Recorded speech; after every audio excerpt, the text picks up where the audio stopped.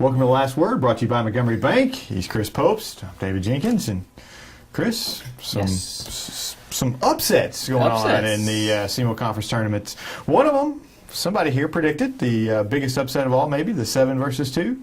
Cape Central over losing to Poplar Bluff. As seed-wise, yes. I'd say that's the biggest upset, yes. But, somebody called it on the show. They did. And, your need for approval never slights. So I like approval. And it was one of those, it's one of these tournaments where seeds don't matter. It's a bunch of, I'm going to say above average teams, like you said, and with just star players. Mm-hmm. And it's going to happen, and when you have teams this close together, it's bound to happen. Obviously, Poplar Bluff beating Cape Central was seed-wise, 7 versus 2. It is a great prediction by your part, I will say. But I don't think many did. They saw maybe Charleston might have a chance against Sykeston, but I don't think many said publicly or unpublicly that Charleston would upend Sykeston. Yeah, I thought it'd be close, but I thought Sykeston would pull it out. But I failed to remember the Delfinco quotient. Mm-hmm. Delfinco can just put a team on his back, and of course there's a little bit of talking trash in the first half. Sykeston had the game in hand in that first half. Some talking trash toward Delfinco, and I told Charlie, our cameraman, at halftime, you don't poke a bear, and they poked the bear. They tugged on his cape. There's Superman. Don't tug his cape. Yeah. He opened 17 up. third quarter points will get you back in the game real quick. Yeah, and 6 3-pointers. The kid was on fire. I mean, it reminds you of just these great players just take over games, and Delfinco is definitely one of those guys. And I heard someone say that Delfinco might be the best guard in Charleston history, and I know Charleston's history is illustrious with tons of great talent. I mean, you've seen more Charleston basketball than me. Where does he rank as far as that goes, you think? He's up there with the top scoring guards. Top guards, just overall, I don't know. They had Carlos McCauley back in the 90s who went to play, for SLU, and I mean, they've had some really good guards.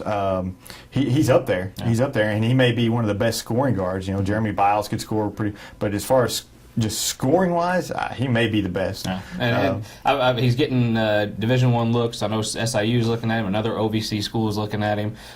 Dickie Nutt was at the game. I hope SEMO's looking at him and has at least made an attempt to offer him something. If they're not going after this guy, I don't. Yeah, you have to. Yeah, I start to say he's the best player in Southeast Missouri, and I'm with all due respect to Willie Jimerson and others, he's the best player, and he put Charleston on his back. And he's done it more than once already this year. We saw him in the Riverbend do that. I think it was against Covington, I believe. He can do that, and he's going to do that. And for Charleston to be successful, that's what they're going to have. They have some good role players, but they don't have anybody that if Delfinco's not in the lineup that scares you. If Delfinco's not in that lineup, that's a team that's really going to struggle. Absolutely, and they're young. They play. They have some older guys, but they play a lot of younger guys, and they have some talent in there as well. It's just gonna they're young. It's just they're not game. They're not big time game ready, and Delfinco leads them, and he's the one who he's definitely the He paces them. The way he goes is the way that team's going to go. Well, their next big game is against Poplar Bluff. Your pick to win the SEMO Conference tournament, by the way, if I'm not mistaken. You're mistaken.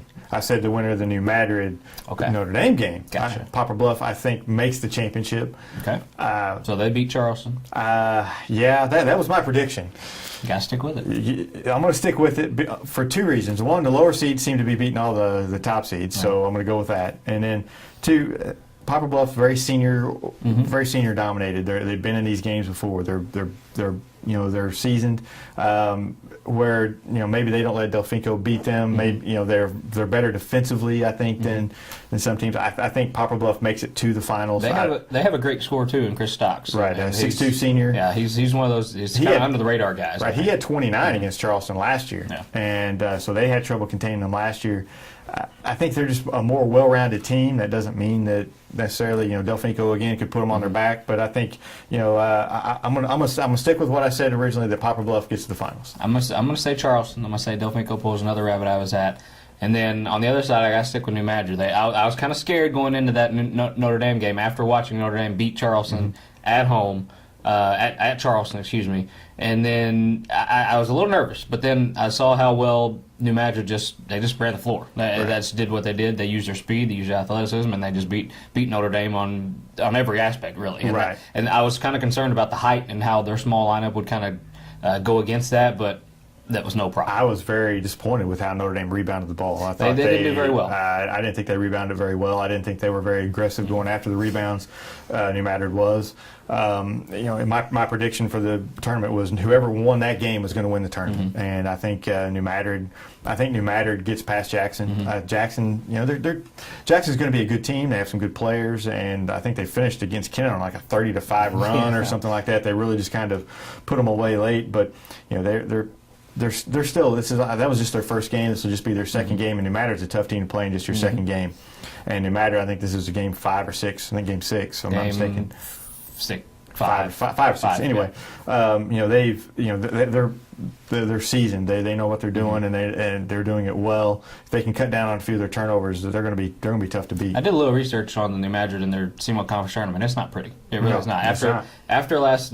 Including last night, that was just their 7th win in this tournament, and since 2006. That's their first round win since 2009. Right, so they've been a fixture in that consolation. Yeah, they're always vying for the consolation championship. It seems like, but it's good to see them get a win because it kind of solidifies our talk about how good they might be this year. I think to get a win against Notre Dame, who's a very good team, I think will be at the end of the season, for them to get this win, I think says a lot about their team and where they could go. And boy, if they meet Charleston in that championship, it's going to be just a huge game for them and a huge sectional preview. That was what I was getting ready to say. Is I would love to see New Madrid and Charleston play in that final. I think that would be electric. I think the two guards, Jimerson and Bogan, going at it.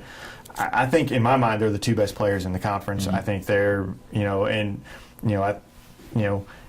think that would be the matchup that a lot of people would want to see. You kind of. You don't want to really see that in a third-place game. I would still be excited to see it, but it would lose kind of its luster. So I want to see that in the championship. I think we will. I'm taking New Madrid and Charleston to move on to the championship game. And, Poplar Bluff, after kind of watching and seeing what they did, they're tough. They're a tough team. That's like you said, guards well. And they fly so. They fly under the radar every year. It seems like, and this year, nobody's really talked about them, but they're a good team. Yeah. And like I said, they have seniors. They have a good player in Stocks. They defend well. It's just kind of one of those teams that you could see winning this thing, or making some noise, and they've started doing that. And it's kind of been a while coming under Durden. I think this is his 3rd season, if I'm not mistaken. Yeah. He's kind of building a program as he gets a little bit better every year. And I think I just like what I see out of Poplar Bluff. And we have some other tournament news. I guess we'll kind of switch gears a little bit to some of the smaller schools. And Jinx, we had upsets abound everywhere. Not just SEMO Conference. Yeah, there's parity everywhere. Yeah. The Bulldog Classic and Gideon, I believe it was, they had 1 seed Hayti, they won the tournament. Okay, but they every other seeded team got beat. Number 2 Crowsville got beat by number 7 Delta C7.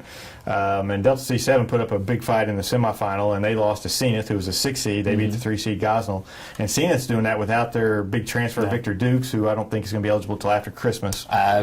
I'm not for sure, so I'm not going to say, but it's something like that. Yeah. I think it's after Christmas when he's eligible. I know he's not playing right now. And then number 5 Gideon beat number 4 Clarkton, and so you had three of the 4 upsets in your first round there too. A lot of parity all over the place, and it's.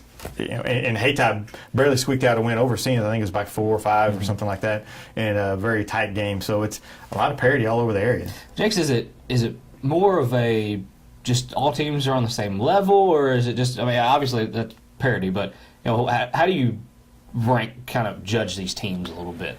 Right now, there's just not a great team out there. In years past, there's always been 1 or 2 teams that's just stood out above everybody else, and really this year there's not. You have some really good players. You have some good teams, but I just don't think you have that one team that's going to dominate. You've got Woodland. They have a couple. A kid transfer in and to get a new coach, and all of a sudden they're riding high. They won their tournament for the first time since '93. Malden. they've got some seniors there, some football success. They have some younger players in Ison, and we all know who his dad was a coach there for a few years and was an outstanding player in the 80s.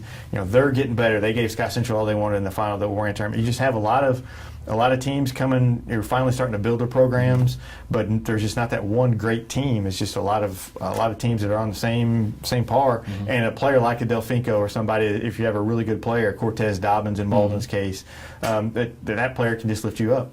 And that's perfectly explains what I think too. And it's fun to see that you like to see good teams, don't get me wrong, but you like to see these close games. And that Sykes and Charleston was, if this is the way this season's going to start off, we're going to be, we're in for a wild ride. Last year I was begging for a close game. I don't know if you remember, I was just begging and pleading for a close game. I've seen several already this year. There's some great games in the River Bend. There's great games already in the SEMO Conference tournament, and it's just we're just 2 or 3 weeks into this season, which goes till mid-March. Season's just a little bitty baby. So there's a lot of opportunities. A lot of teams that I thought were going to be good that really they don't look very good, and a lot of teams I didn't think were going to be very good that are kind of looking like they may be. So it's kind of like I said, it's a lot of parity this year, and a lot of different a lot of different teams come to the forefront. You've got Cooter upsetting some teams, Delta C7, some schools we really very seldom talk about that are winning some games that you don't figure they're going to win. Yeah, it's it comes in cycles. That's all we can say about that. And we have some more tonight. Is the consolation semifinals of the SEMO Conference tournament. When you guys see this, we'll have the semifinals. Jinx, are you on record saying Poplar Bluff goes on to that championship game to play New Madrid? That's my pick, and I'm not confident in that pick whatsoever because of Delfinco Bogan. But I'm going to stick with it because that's what I said last week. I think Poplar Bluff will play New Madrid. I think New Madrid wins the championship. Charleston has their struggles with Poplar Bluff. They did last year, like you mentioned, and it's just one of those matchups that they match up very well with a lot of teams around here just because they do defend well. But I think Poplar Bluff's got a shot. I mean, I don't think they're seeding this thing. I'm glad I wasn't a part of it, but I'm going to stick with New Madrid. Say New Madrid, Charleston, and that championship, and New Madrid. I think they this is the year. I'm on that New Madrid bandwagon. I gotta stick with them. I'm with you on it. Yeah. I'm with you. Like I said, I thought the winner of that New Madrid Notre Dame game would come out. I thought they were the two best teams in the tournament. Yeah. I was very disappointed with what I saw with Notre Dame. I'm not gonna lie. I was very disappointed. I saw the Charleston Notre Dame. It was two different teams. It really was. They had this intensity against Charleston, and all of a sudden it was just gone. So it's just a different team. They were not very aggressive at all against New Madrid, and that cost them. I would like to give a quick shout out to our friend B.J. Stone at New Madrid. Definitely. His girls team won the Bulldog Classic on the girls' side. His first ever coaching girls coaching tournament title, and one of first of many hopefully for B.J. He's a friend of ours, and congratulations to him. From Hockham. Yeah, he went to Hockham, and so congratulations to him. Yes. And New Madrid girls who look to be not missing a beat with a new coach. Yeah, they've always had some talent there. So. Speaking of not missing a beat, we talked a little bit about girls. The Dexter girls are shocking me a little bit in the fact that the way they lost to Saxony in the championship of the Farmington tournament. Everybody knows Saxony's probably the best team in Southeast Missouri as far as girls go this year. They've been together for several years. They were loaded last year, and they were young, so they're all going to get better. Yeah. So Dexter lost 4 seniors, 4 girls who scored over 1,000 points going to play college right now. and playing in college.